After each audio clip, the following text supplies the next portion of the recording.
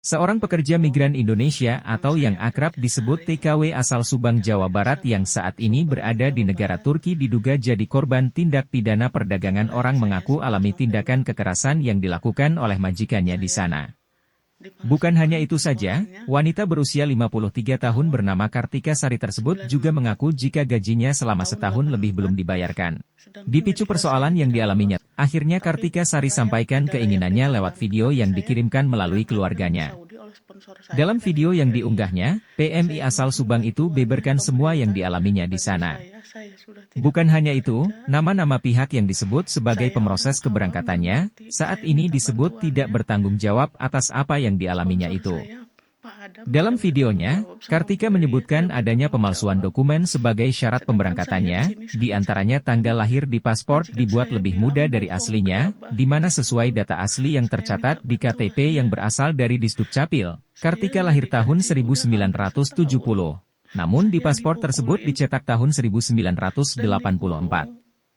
Ketimpangan tersebut juga terlihat jelas terjadi pada dokumen hasil medical check-up. Tahun kelahiran Kartika berbeda dengan yang tertera di paspor, bahkan dalam dokumen check-up tersebut Kartika dinyatakan unfit. Lantas bagaimana Kartika bisa lolos melenggang ke luar negeri? Padahal dokumen-dokumen sebagai syarat pemberangkatan dirinya banyak ketimpangan dengan adanya ketidaksesuaian antara dokumen satu dengan dokumen lainnya. Bagaimana pihak imigrasi lakukan pemeriksaan, sehingga Kartika bisa dengan mudah terbang menuju negara Timur Tengah? Terima kasih. Jadi terkait dengan penerbitan paspor di kantor imigrasi, khususnya di kantor imigrasi Bandung, memang terkait dengan permohonan paspor Kartika Sari, setelah kami melakukan pengecekan kepada sistem, memang apa yang kami terbitkan pada paspor yang bersangkutan itu sesuai dengan dokumen-dokumen yang dilampirkan pada saat permohonannya diajukan, ya, kalau nggak salah itu di ULP ya Pak ya.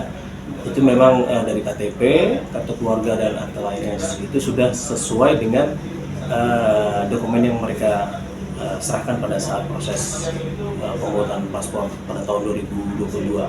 Jadi kalau terkait dengan indikasi adanya perbedaan data itu kami kurang mengetahui, karena tentunya apa yang kami tuangkan dalam paspor yang bersangkutan itu berdasarkan dokumen yang dilampirkan. Jadi kalau dilihat dari paspor dan dokumen yang dilampirkan itu sudah sesuai. Namun ketika kalau memang ternyata ada dokumen yang berbeda, ya kami tidak mengetahui. Apalagi terkait dengan integrasi ya antara imigrasi dan Disdukcapil, memang tahun 2022 itu sudah tidak ada lagi integrasi sistem, karena memang setahu kami itu sudah tidak ada MOU-nya sudah tidak diperpanjang, sehingga sistem kami tidak bisa mengecek secara langsung terkait dengan keabsahan NIK ya, KTP. Jadi memang sudah tidak bisa dicek secara langsung. Belum terintegrasinya sistem pembuatan paspor dengan bidang kependudukan menjadi alasan pihak imigrasi sehingga kasus seperti yang dialami Kartika Sari bisa terjadi. Berdasarkan hasil penelusuran, diduga kuat jika KTP Kartika Sari dipalsukan oknum pemroses keberangkatan, sebab saat dilakukan pengecekan melalui aplikasi cek KTP, nomor NIK yang digunakan Kartika ternyata bukan atas namanya. Sayangnya, hal ini tidak terdeteksi pihak imigrasi, sehingga Kartika lolos berangkat ke luar negeri. Dari Bandung, Jawa Barat, tim bramastanews.com melaporkan.